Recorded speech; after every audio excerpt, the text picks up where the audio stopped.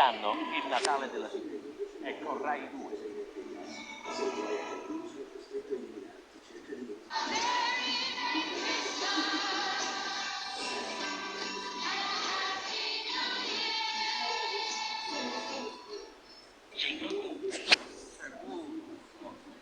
Oh, jingle bell, che felicità, si divertiremo insieme, non cambierete, che felicità, ci divertiremo assai tanto con la